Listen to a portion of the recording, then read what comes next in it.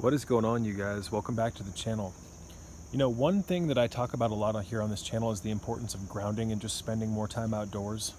This is going to help you in so many different ways. It's going to help readjust your internal sundial. It's going to help with your circadian rhythm.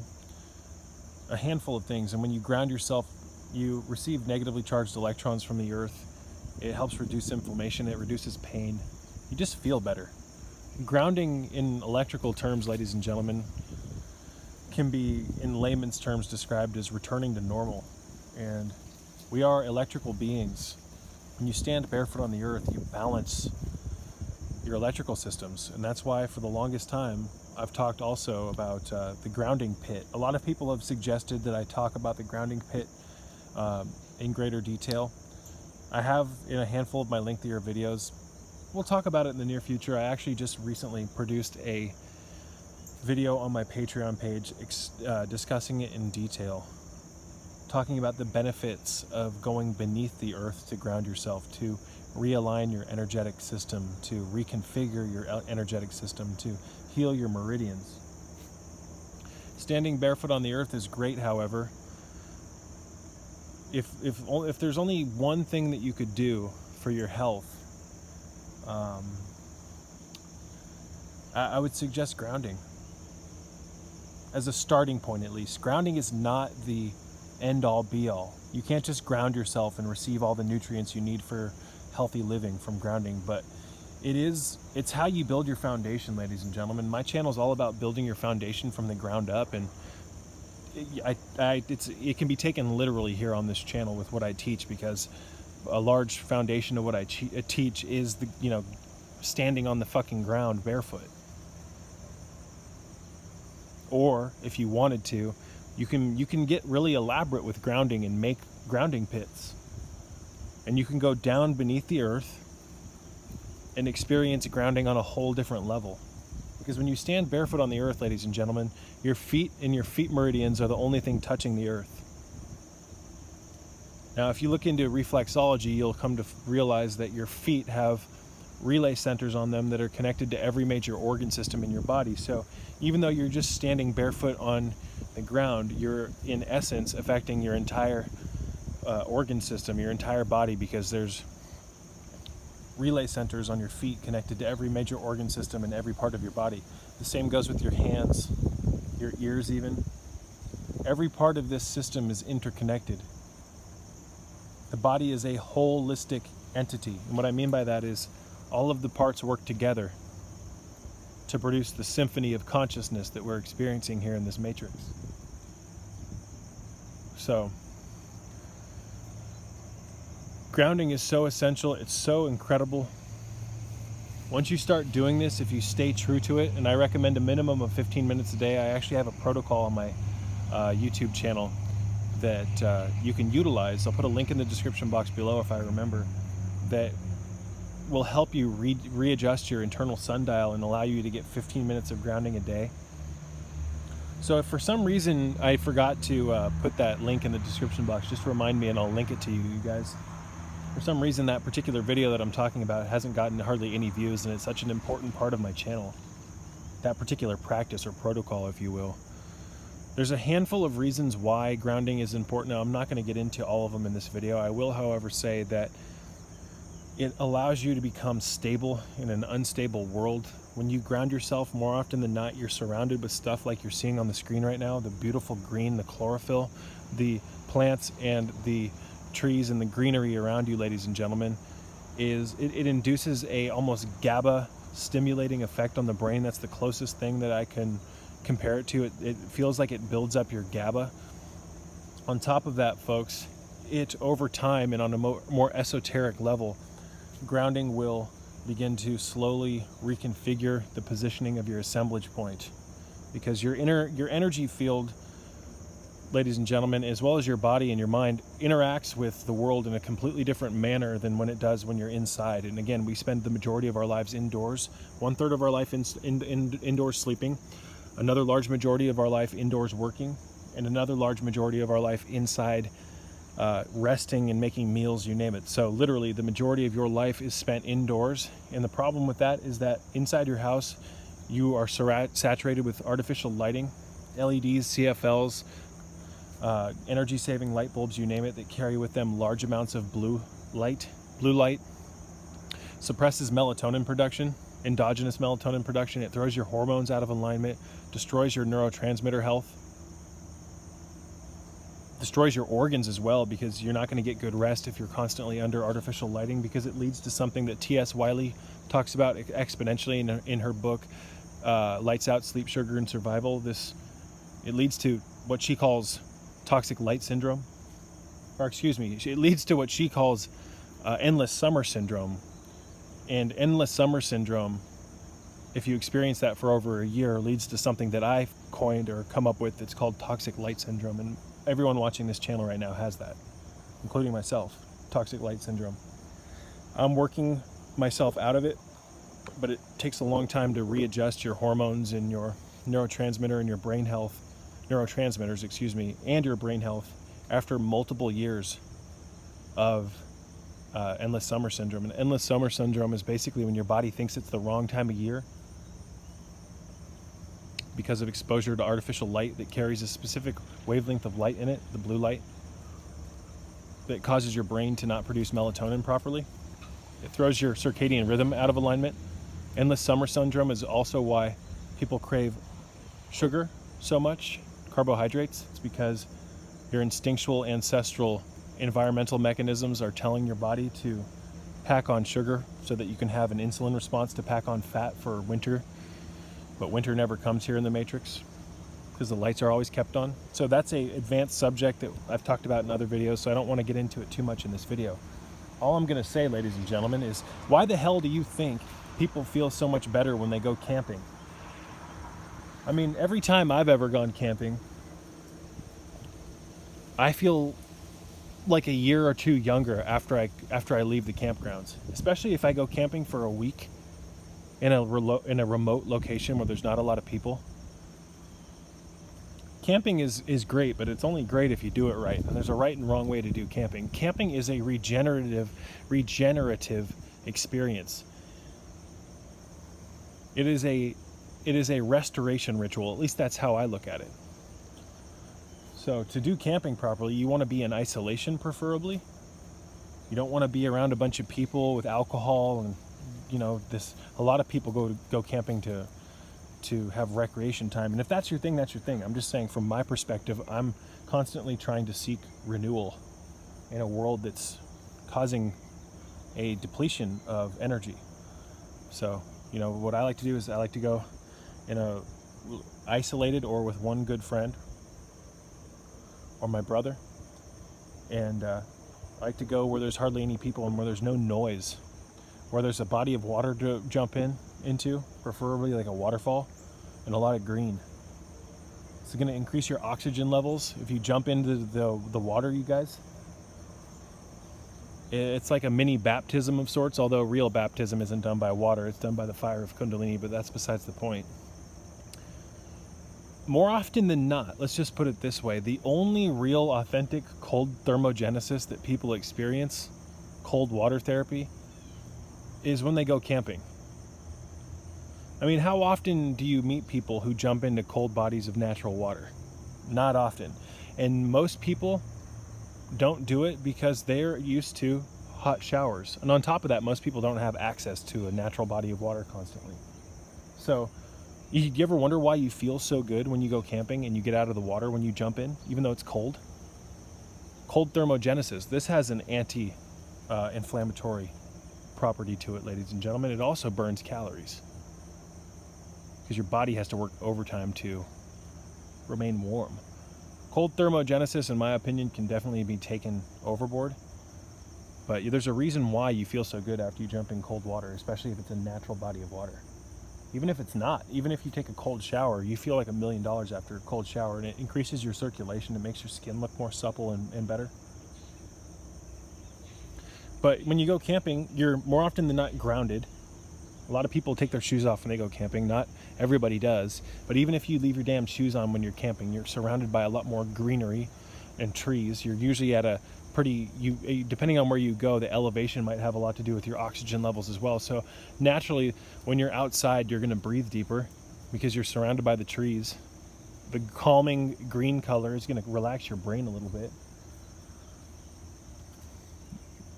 And one of the most beneficial things, folks, is the silence.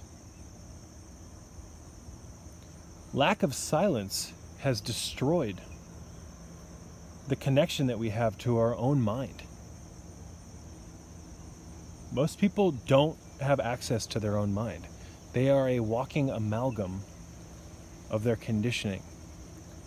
And foreign installations that they've accepted in the form of thoughts and beliefs, etc., from the culture that we live in, that we learn to mistake as our own thoughts. The contents of your mind are most likely not your own. So, camping can literally be used to reset your life. A lot of people tell me, I'm stuck in a rut. How the hell do I get out of this? I got all these issues, blah, blah, blah. Well, more often than not, you need a reset. Sometimes, ladies and gentlemen, let's just put it this way. When the computer's frozen, what do? More often than not, when the computer's frozen, you wait a little while, sometimes maybe even an hour, to see if the damn thing's going to come back to, not being frozen, because you don't want to hold the power button down and give it a manual restart or shutdown. That can be bad for the computer. So you wait a little while. But more often than not, that damn computer doesn't unfreeze. I'm speaking in metaphors. This is you. So what do? Well, you've got to hit the reset button. You've got to shut down and turn it back on and hope that everything rewires properly or turns back on. Well, luckily for you, you're not a mass-produced computer and your body is very rugged. It's always seeking equilibrium and what's best for you. The problem is we live in an environment where it works against our body, our biofield, and we have temptation here. So camping can really be used as a hard reset to get your life back on track. When you go camping, especially if you go alone, there's a bird up in this tree, you guys. It's a woodpecker. It can drive some people crazy going and doing these things alone, because so many people are not used to just being in an area with the silence of their own mind. But when you enter into a state like this, you can start working your own issues out, your problems. You can create a system in silence where you find your way out of the rut that you're in, or whatever problem that it is. Your mind is so powerful. The problem is, ladies and gentlemen, is we live in the Matrix. In the Matrix, there's so much sound here. This is something that I don't hear a lot of people talking about, especially in the health community. Sound pollution. Light pollution is a huge aspect of our lack of health here in 2020. But sound pollution, you guys, sound pollution is as well, because sound is all information that has to be processed by the antenna that is you. We are like an antenna. We live in a world where information comes in from pretty much all angles, from everywhere. And sound here in the Matrix, I classify it as highly toxic. Sounds from nature, these are the sounds that we are designed to be around. They actually help instill peace at times. Now, I'm not in any way, shape, or form saying that I'm not a hippie that just thinks that, excuse me. Let me readjust my camera really quick. I don't like this weird hippie mentality where people think that nature is just this great thing, and I do think it's great, but I'm fully aware of the fact that nature is a self-consuming, self-recycling, predatory system that consumes itself. There's parts of nature that would terrify the living fuck out of everyone who thinks that nature is just, it's just Mother Nature's here to love me and give me everything that I want. You live in an artificial cocoon world where you're blinded from the truth.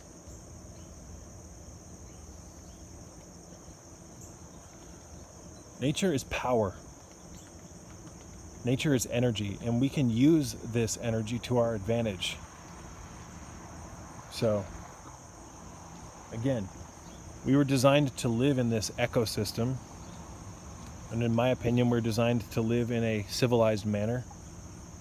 And we can, within this matrix, create fencing and shelter, you name it, so that we're protected from the more predatory systems within nature, and within the confines of our safety that we've erected, we can experience the bliss of nature because we are not in the forefronts of having to kill off wild animals or being stalked by predatory creatures or, you know, poisonous insects and reptiles. I hope you catch my drift. So most of us here in the Matrix, we have access to shelter, and because of that, we have access to safety within nature. So use it to your advantage.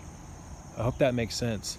A lot of people who talk about nature and grounding, you name it, they make it sound like, you know, it's like this hippity dippity flip flop nature lover, tree hugger bullshit. No. We have to acknowledge what things are. In nature, again, is a self-recycling, self-maintaining, predatory system that consumes itself. Life feeds on life here in the natural realm. But again, we have access to, within the modern era, technology and tools and shelter to keep us safeguarded while in the natural kingdom, and we can experience the opposite side of the coin and really take advantage of the beauty of nature.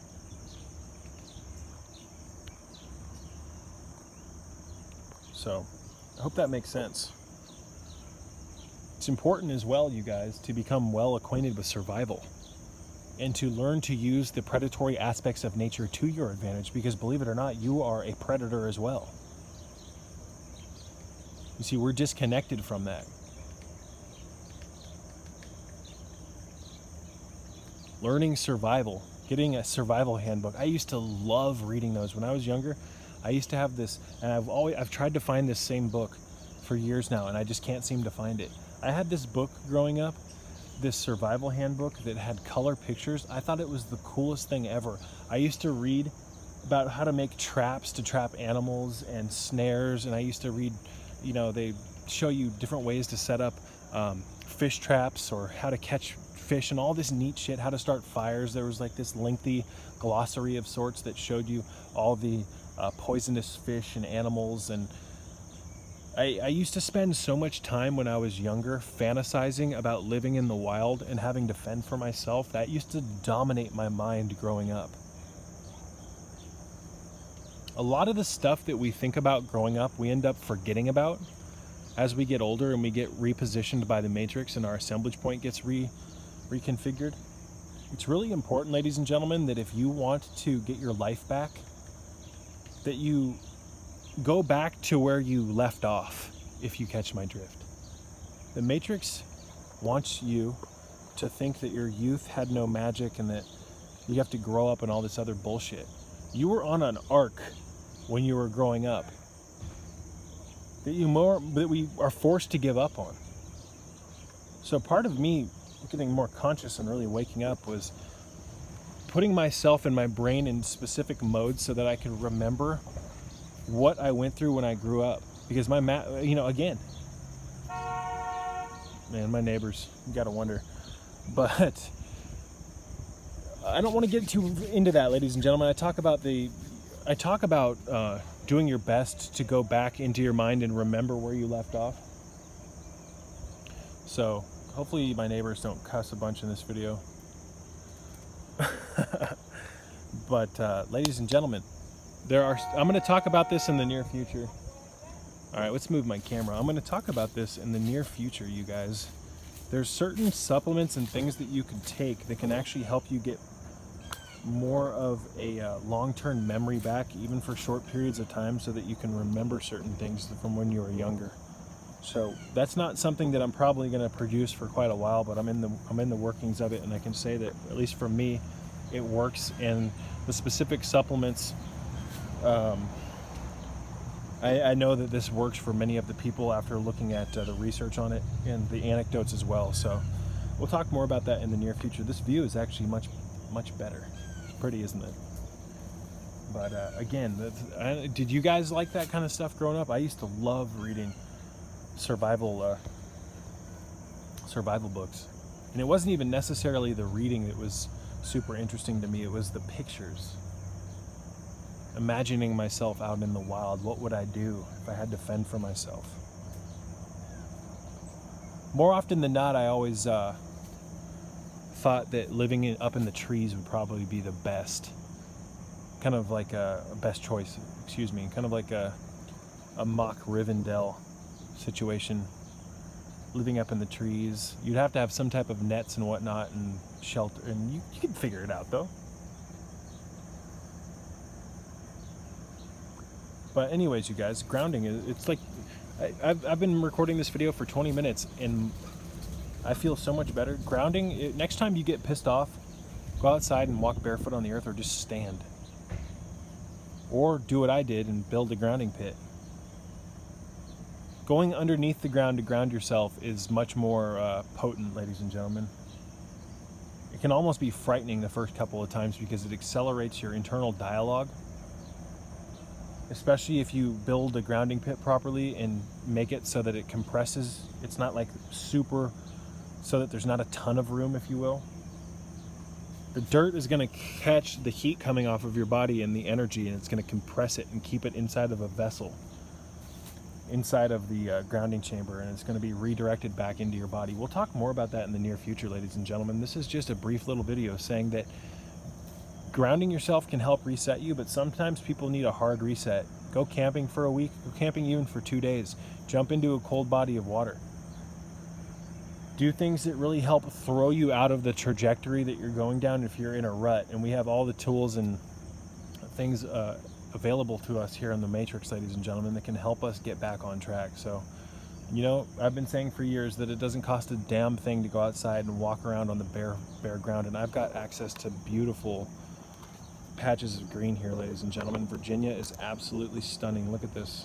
Unfortunately, the camera doesn't do it justice, but just look at these trees. This is all oxygen, ladies and gentlemen. This is all chlorophyll. This is all energy. This is all antidepressant energy right here. This is going to uplift you and make you feel better. And it's going to get your foundation built. And what is your foundation? Your foundation isn't just this little lovey-dovey thing that I talk about. No, your foundation is your strength, ladies and gentlemen. It's going to wake up your strength. So we'll talk about that more in the near future. And strength is not just musculature. I'm talking about mental strength. Peace be with you.